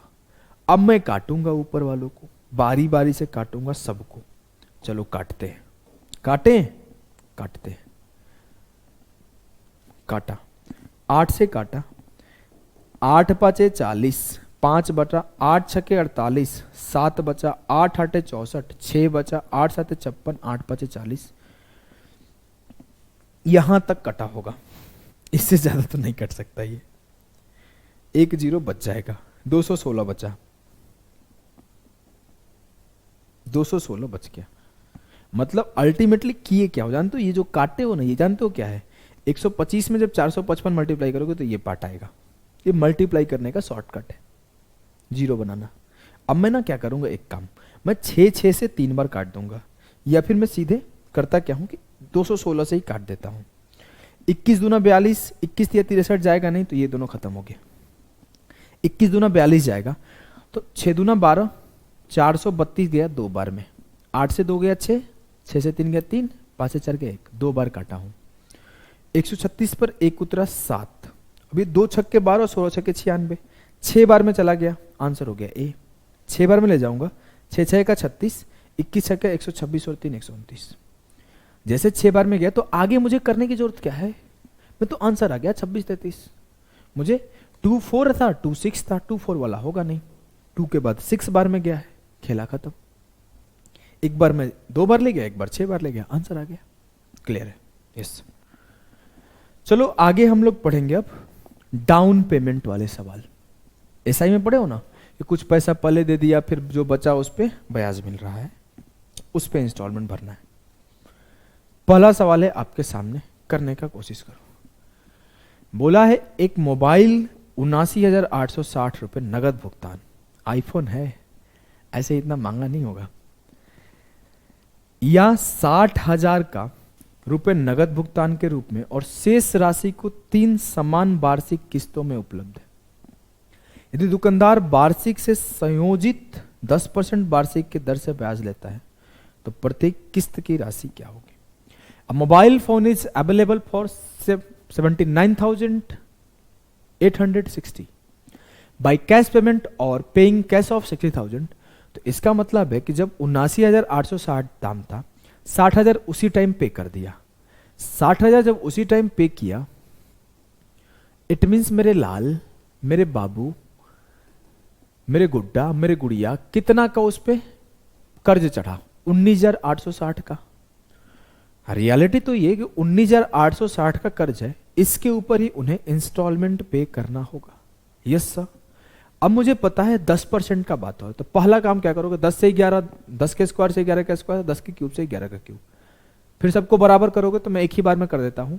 1210 से 1331, 1100 से 1331 और 1000 से 1331। यही करते हैं ना, पहले 10 से 11, फिर 10 के स्क्वायर से 11 का स्क्वायर, फिर 10 के क्यूब से 11 का क्यूब, फिर सबको 11 का क्यूब बनाने के लिए मल्टीप्लाई करना पड़ता। मैं 2 स्टेप छोड़ दिया। कौन कौन सा स्टेप छोड़ा हूं? तो ये एक स्टेप छोड़ा हूं कि 10% का मतलब 1/10 होता है, और दूसरा स्टेप ये वाला छोड़ा हूं, ये वाला जो ये हम लोग लिखते थे और फिर हम लोग सबको बराबर करते थे, तो हम सीधा लिख दिए। ठीक ठीक। अब मुझे पता क्या है, मुझे निकालना क्या है? मुझे पता है मेरा टोटल कर्ज, मतलब सबको जोड़ो, 0 1 2 1 3 और 1 1 2 1 3। मुझे 3310 का वैल्यू पता है। मुझसे पूछा गया है कि मेरा ईच इंस्टॉलमेंट कितने का होगा। मेरा ईच इंस्टॉलमेंट होगा 1331 का। तो 331 यूनिट बराबर है 19,860 के। मैं सीधा सीधा देखूं तो 1 छक्के 6 और 33 छक्के 198, 6 बार में जा रहा है, मतलब 1 यूनिट बराबर है 6 के, और 1331 यूनिट किसके बराबर होगा? 1331 इंटू 6, 6 कम 6, 6 3 18, 13 छक्के 78 1 79। 7986 का इंस्टॉलमेंट 3 भरेगा तो उसका कर्जा खत्म हो जाएगा। जी सर। नेक्स्ट सवाल पे बढ़ते हैं। ये सवाल है आपका हेड कांस्टेबल का आया हुआ। हमको लगता है इस सवाल को, मेरे सामने डाउट आया था पहली बार बनाते टाइम, जो एग्जामिनर था उसकी बीबी के साथ झगड़ा हो गया था। दिखाऊं क्या? वो देखो डेटा ऑप्शन क्या सेट किया है, वो फ्रस्ट्रेटेड आया होगा। देखो 10,245.90, 10,245.09। मैं तो इस सवाल को देखते बोला था कि ए या डी में से कोई आंसर होगा। वो फ्रस्ट्रेटेड है आदमी। वो अब कौन सा आंसर सही होगा मुझे नहीं पता है। मुझे अभी पता है क्योंकि मैं एक लोग का डाउट बताया था ये सवाल। वो ऑप्शन देखो क्या सेटर है, ऑप्शन सेटर क्या किया है। तो आप इस सवाल को करने का कोशिश करो, कैलकुलेशन इसमें बहुत अच्छा है। बोला यदि एक मोबाइल फोन की कीमत 25,000 रुपए में उपलब्ध है, 25% प्रति वर्ष चक्रवृद्धि ब्याज की दर से 5,000 रुपए का अग्रिम भुगतान और उसके बाद 3 समान वार्षिक किस्तें, प्रत्येक किस्त का भुगतान प्रत्येक वर्ष के अंत में किया जाना है, फिर प्रत्येक किस्त का मूल्य ज्ञात करें 2 दशमलव स्थानों तक गुणांकित। If the cost of a mobile phone is Rs 25,000 available at Rs 5,000 down payment followed by 3 equal annual installment, each installment is to be paid at the end of each year at the rate of 25% per annum. 25% का मतलब 1/4, तो 4 से 5, वैसे money में कर दे क्या, 2500 के 100 कर दे, चलो लिख देता हूँ यार, नहीं तो कुछ लोग को गुस्सा आ जाएगा कि सर बहुत स्टेप मार रहे हो यार। 4 का क्यूब 5 का क्यूब, तो मेरे लाल, मेरे गुड्डा, मेरी गुड़िया, इस चीज को आप समझना कि एट द एंड आपको ये सबको इक्वल ही तो करना है। तो इक्वल करना है तो इसमें 5 के स्क्वायर से मल्टीप्लाई करोगे, यहाँ पे 5 से। 5 का स्क्वायर इंटू 4 कितना होगा 100, 5 के स्क्वायर इंटू 5 कितना होगा 125, यहाँ पे भी 125 हो जाएगा और यहाँ पे भी 125 हो जाएगा। 5 इंटू 4 का स्क्वायर हो जाएगा 16 × 5 = 80, 4 का क्यूब हो जाएगा 64। 125 में 3 बार जोड़ा तो 375 आएगा, और 100, 180 और 64 को जोड़ा तो 244 आएगा। मुझसे पूछा क्या गया है, मुझसे बोला गया है कि then the find the value of each instalment. 125 unit का वैल्यू निकालना है। मुझे पता क्या है, मुझे अपना प्रिंसिपल पता है, कर्जा पता है। तो 25,000 में से 5,000 तो डाउन पेमेंट कर दिया, तो 20,000 मेरे कर्ज हुए, मतलब 244 यूनिट जो है ना वो 20,000 के बराबर है। मुझे 125 यूनिट का वैल्यू निकालना है, तो जो 1 यूनिट आएगा वो 20,000 बटा 244 इंटू 125। जी सर, एक काम करते हैं, 4 से काट लेते हैं, 4 छक्के 24, 4 एकम 4, 4 पचे 20। 125 इंटू 5 कितना होगा 625 पे 3 जीरो अपॉन 61। अब 61 से काटो, कुछ नहीं करना है। देखो एक तरीका सिखाऊं, चलो ज्यादा हैवी नहीं हो जाएगा। मैं क्या करता था जानते हो, जब भी 61 61 से काटना होता था तो मैं इस तरीके से काटता था। 60 एकम 60, 1 घटा दिया, 60 दूना 120, 30 बचा, उसमें से 2 घटा दिया, 28 हो जाएगा। नहीं कर पाओगे ऐसे, मैं ऐसे डिवाइड करता था। ध्यान से देखना, अगर समझ पाए तो अच्छी बात है, वैसे जरूरी नहीं है समझना, छोड़ो, मैं ऐसे बेतुका चीज सिखा रहा हूं, ये मान के सिखा देता हूं। जब मुझे 61 से भागा देना था तो मैं क्या करता था, 60 + 1 से भागा देता था। पहले 60 से भागा दूंगा, जो बचेगा उसमें से वो एक्स्ट्रा पार्ट हटा लूंगा। ध्यान से देखना, इसने बोला 61 एकम 61 नहीं करूंगा, 60 एकम 60, 2 बचा ना, उस 2 में से ये 1 घटा लूंगा, 1 हो गया।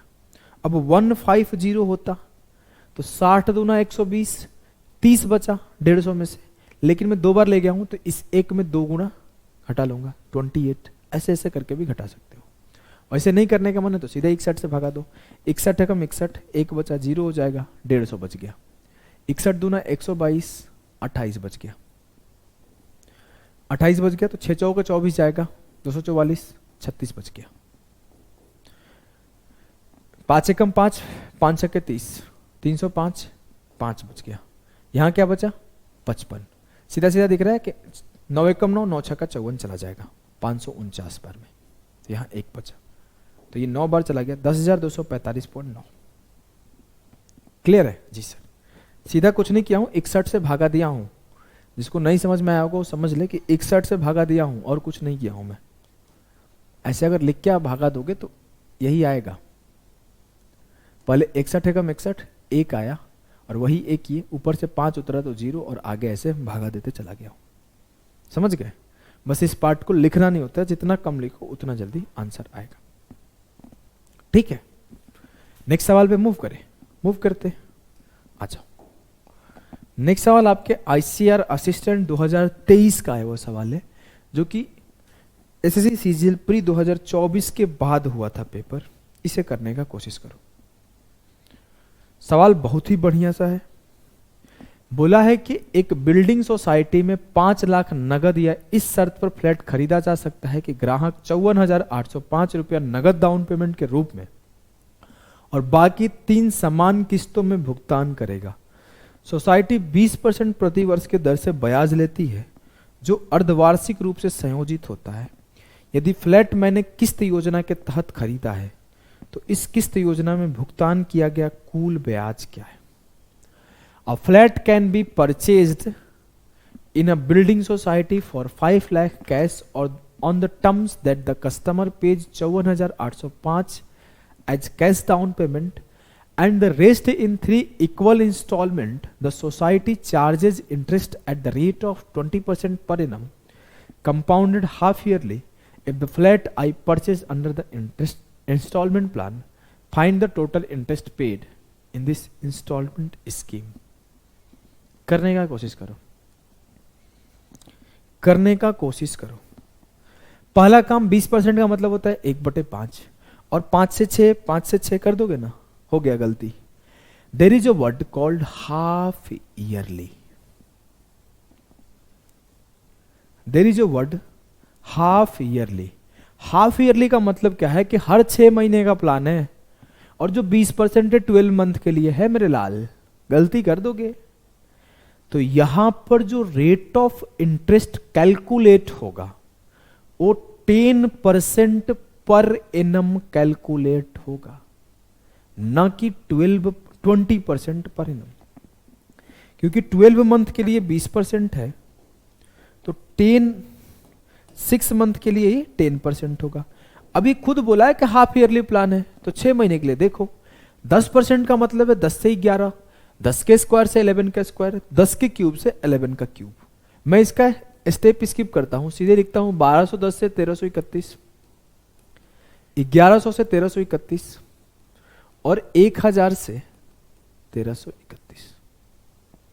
कोई दिक्कत नहीं, कोई दिक्कत नहीं है यहां तक। अब मुझे पता है कि मेरा कर्ज कितने का है। कर्ज है सर 0133, नहीं, जो मेरा कर्ज है 5 लाख में से 54,805 घटा दूंगा, तो 10 से 5 गया, 10 से 5 गया 5, 9 से 0 गया 9, 9 से 8 गया 1, 9 से 4 गया 5 और 9 से 5 गया 4। जो मेरा कर्ज है 4,45,195 रुपए का है। जो 3310 बराबर है वो 4,45,195 के है। मुझसे बोला गया टोटल इंटरेस्ट पेड निकालना है। इसको मैं अलग लिख देता हूं। जो मेरा कर्ज है वो है 4,45,195 और जो मेरा कर्ज है वो है 3310 रुपए का। और जो मैं रिटर्न किया इसको जोड़ दो, 31 तिया 93, 13 तिया 39, कितना लौट आया हूं 3, 9 से 1 गया 8 और 9 से 3 गया 6, 683 ज्यादा लौट आया हूं। मतलब 683 is the interest which I paid for the flat and the amount borrowed is 3310। तो 3310 यूनिट का वैल्यू पता है, 683 यूनिट का वैल्यू निकालना है। कमिंग टू द कैलकुलेशन, तो 4,45,195 अपॉन 3310, 1 यूनिट का वैल्यू हो गया 683 निकालना था, तो 683। अब बताओ भैया कैसे करें हम, हमारे अंदर हिम्मत नहीं बचा है इसको करने का। पिछले इतने सवालों से अकेले कैलकुलेशन कर रहे हैं, इसको कैसे करोगे बताओ, बताओ कैसे करें। कोई बोल नहीं रहा यार। देखो इतना पता है कि 2 बार कैलकुलेट करना है। 2 बार का मतलब क्या है, एक बार काटोगे तो 8 8 हो जाएगा, 9 तो नहीं आएगा। क्यों नहीं आएगा, क्योंकि देखो ये लगभग 6 चौके 24 है, तो 3 8 24 के आसपास जाएगा। अगर ये 6 चौके 24 है, 3 8 24 के आसपास जाएगा, 3 नंबर 27 नहीं जाएगा। 8 के बाद जैसे दूसरा कैलकुलेशन करूंगा आंसर आ जाएगा, क्योंकि सेकंड डिजिट सबका सेम अलग अलग है।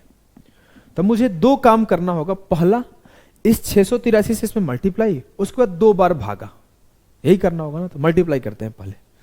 देखो मैं कोई शॉर्टकट से मल्टीप्लाई नहीं कर रहा हूं, बेसिक मल्टीप्लाई कर रहा हूं। इस 683 को ऐसे लिख दिया, 600 प्लस मन में लिखना था 80 प्लस 3, मन में ये काम करना था।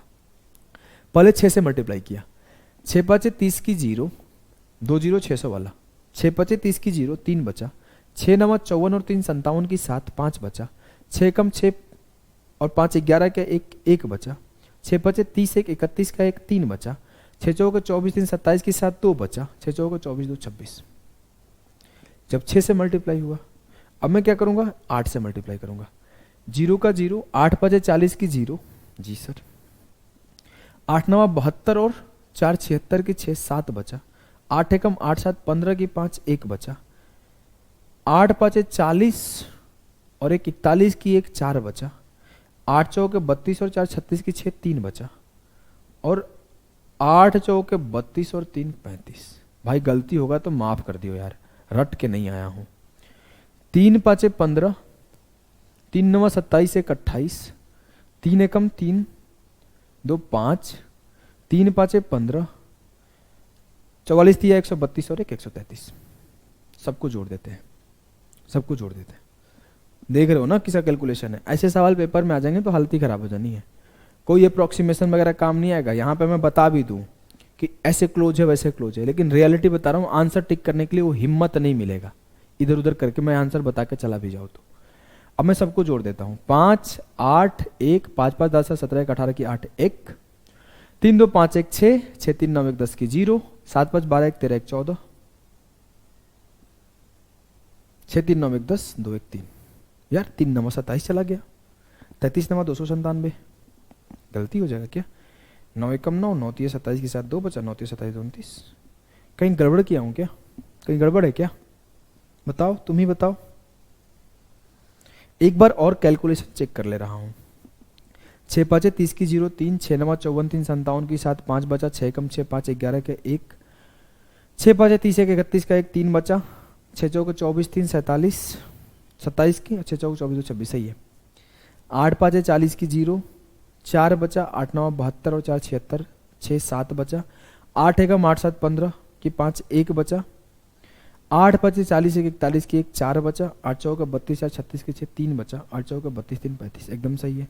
3 5 15 3 9 27 1 28 की 8 2 बचा, 3 एकम 3 2 5, 3 5 15 की 5 1, 3 चौके 12 1 13 की 3 1, 3 चौके 12 1 13 सही है। 5 8 6 5 11 7 5 12 5 17 1 18, 3 2 5 1 6, 6 3 9 1 10 की 0 1 बचा, 7 5 12 1 13, 1 14 की 4, 6 3 9 1 10 की 0 1। सब कुछ सही है, सब कुछ सही है, कहीं गड़बड़ नहीं है।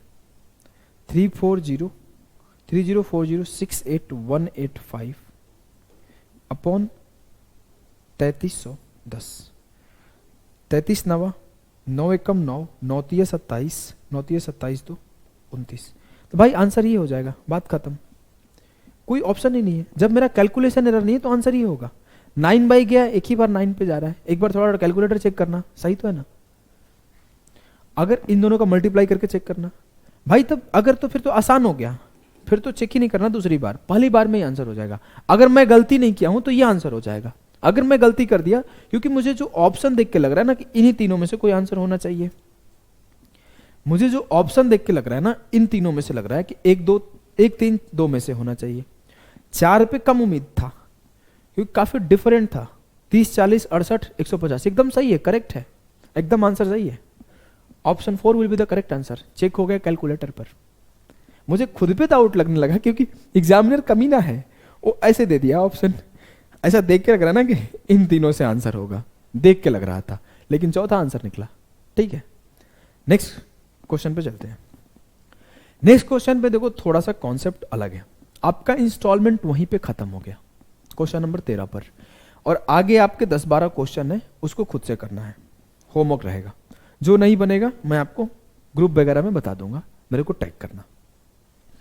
अब यहां पर थोड़े से एक अलग कॉन्सेप्ट पढ़ेंगे जो कि पेपर में अपने आया नहीं है, कभी भी अपने पेपर में ये सवाल आया नहीं है, लेकिन हाँ अगर हायर लेवल परीक्षा में जाओगे तो ये आपको आया है, हायर लेवल एग्जाम में ये आया है। तो फिर इसे कैसे करें सर, आ जाओ सिखाता हूं। देखो ये थोड़ा सा ड्यू डेब्ट वाला कॉन्सेप्ट है। अगर मैं आपसे बोलूं कि जब आप इंस्टॉलमेंट पे करते हो तो आप कुछ ना कुछ बचा लेते हो अगले साल वाले में से। चलो मैं आपको एक एग्जांपल के साथ सिखाता हूं। अगर मैं बोला प्रिंसिपल आपका 1000 था, पहले साल 10% का ब्याज लगा तो 1100 होगा। अब आपने किया क्या, मान लेते हैं कि आपने 500 पे कर दिया, अनइक्वल का केस है, ध्यान से समझना। 500 पे कर दिया तो अब आपके 600 के ऊपर ब्याज मिलेगा 10%, और 660 पे करोगे, यही करोगे ना। तो आप कितना पे किए, 500 प्लस 660, 1160 पे किए, और आपका 1000 का कर्ज उतर गया। तो ये 1000 क्या था, आपका बोरोड मनी,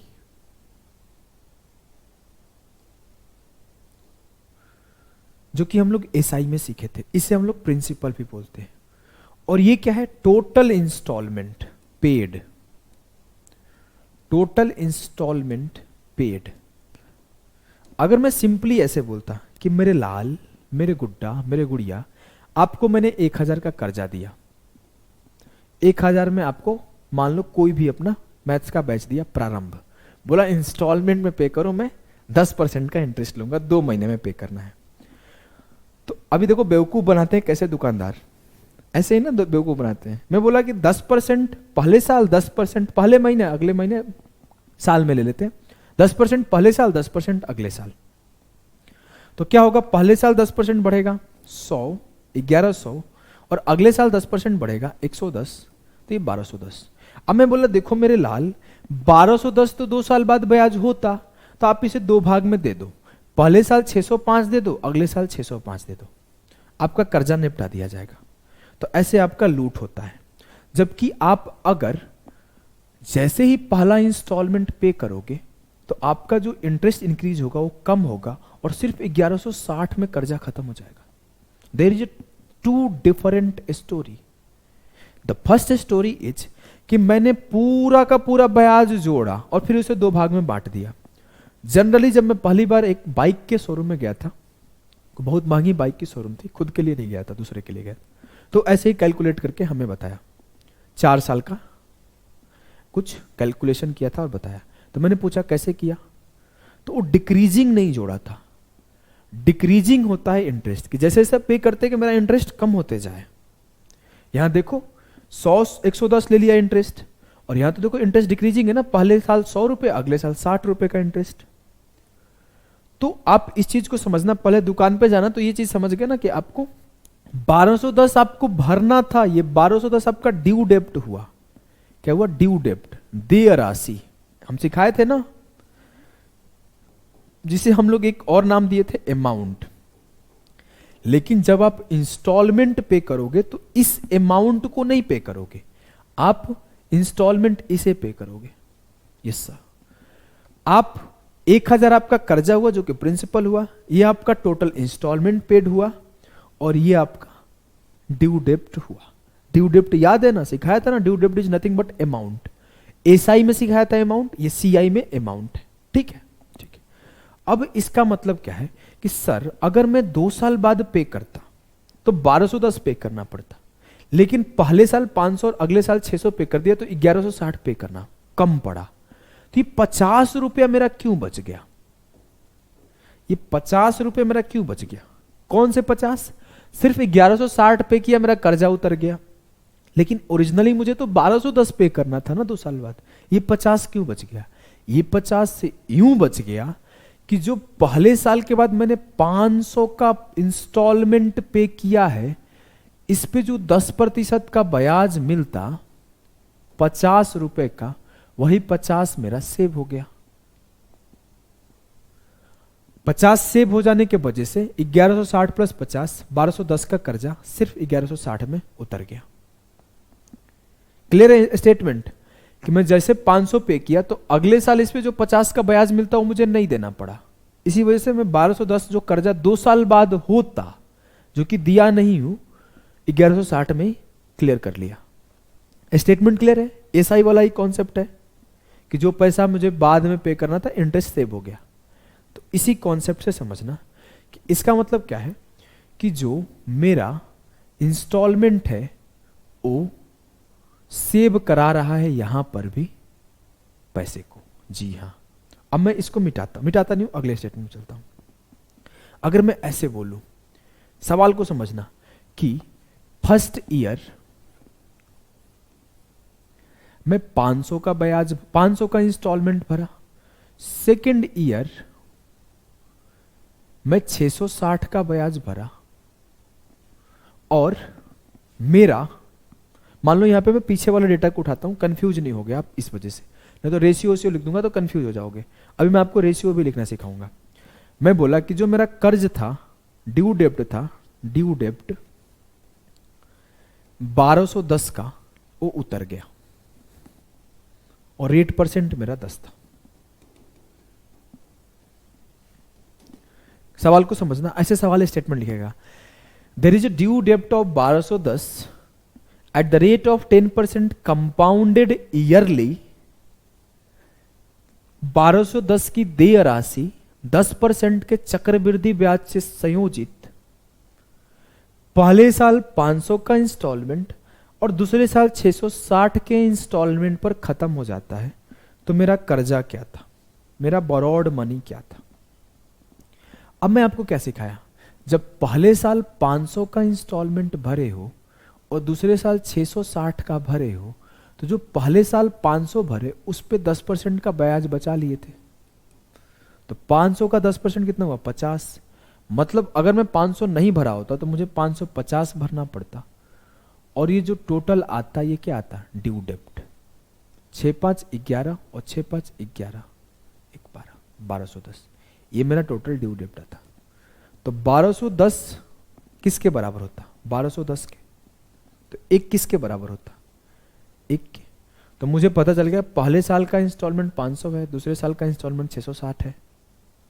मुझे प्रिंसिपल निकालना है तो सिंपली कर दूंगा, मुझे सारा रियल डेटा है, तो सारा रियल डेटा है ना। अभी रेशियो लिख दूंगा तो हालत खराब हो जाएगी, टेंशन नहीं लो।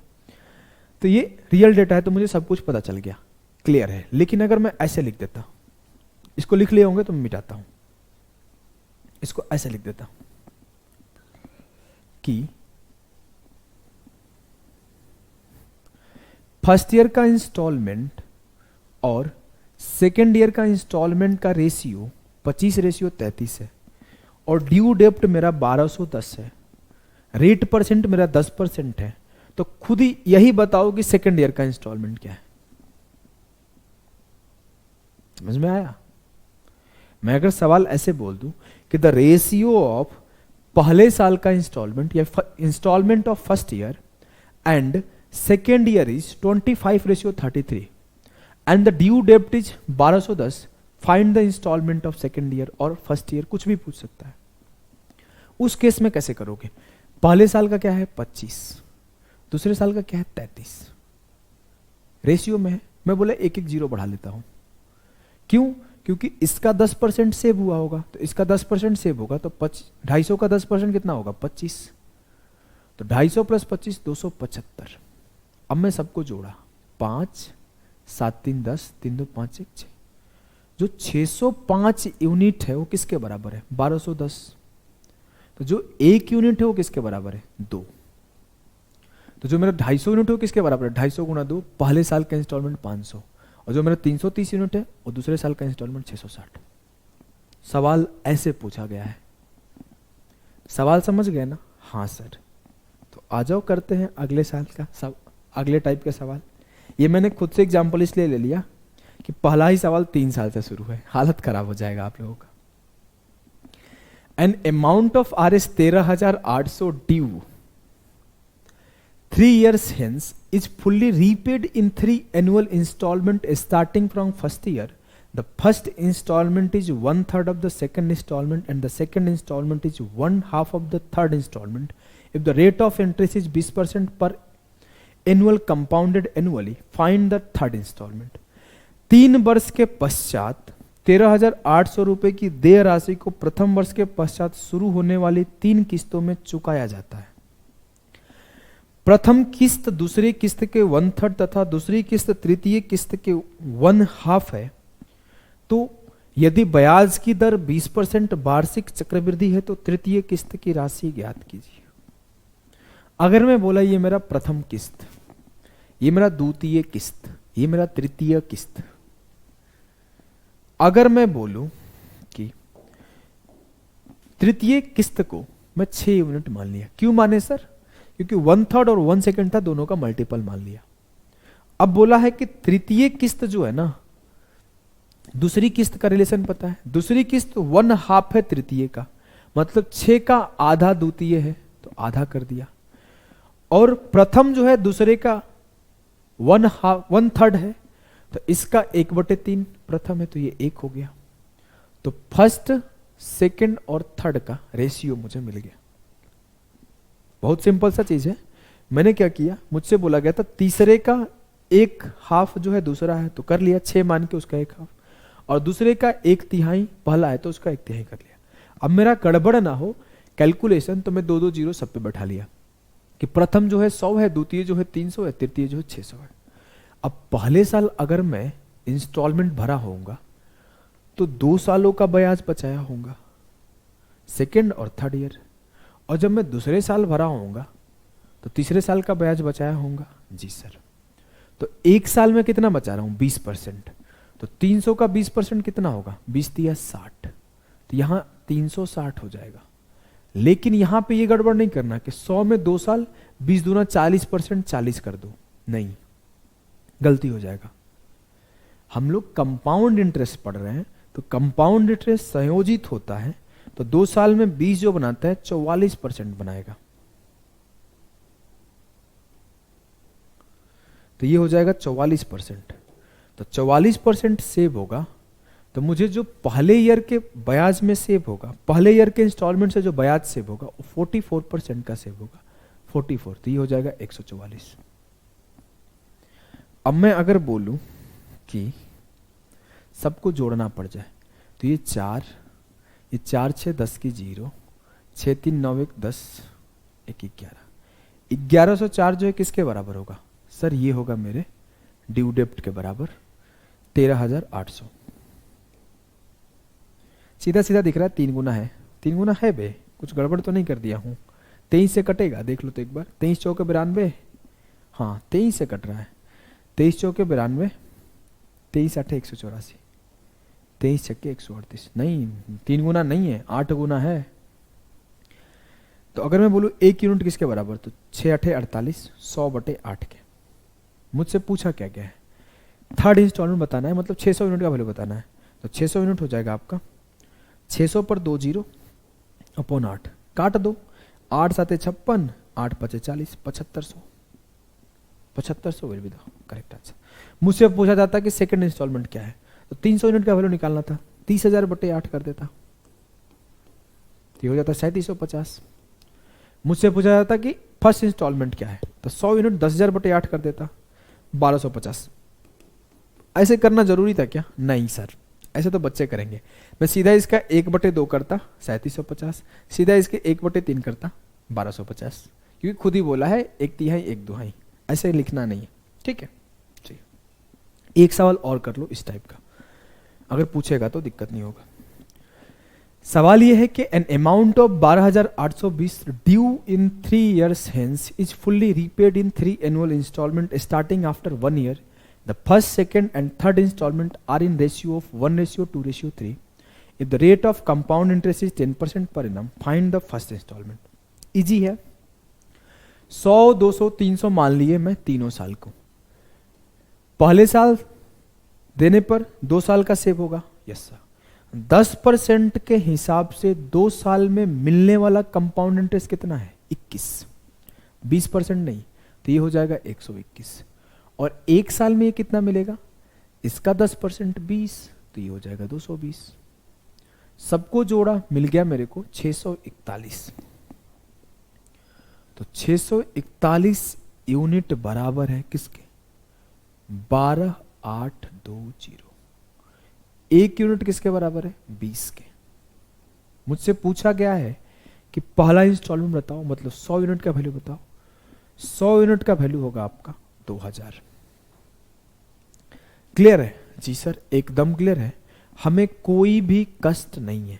अगर मैं बात करूं तो आपको आगे सेल्फ प्रैक्टिस का क्वेश्चन मैंने रख लिया है, सारे सवाल आपको सॉल्व करने की कोशिश करने हैं, सबके सब बन भी जाएंगे। मैंने 10 सवाल रखा है, वैसे मैं जो डिफिकल्ट सवाल थे उसको सॉल्व करा दिया हूं। देखो इजी सवाल रख दिया हूं, ये इजी सवाल रख दिया हूं।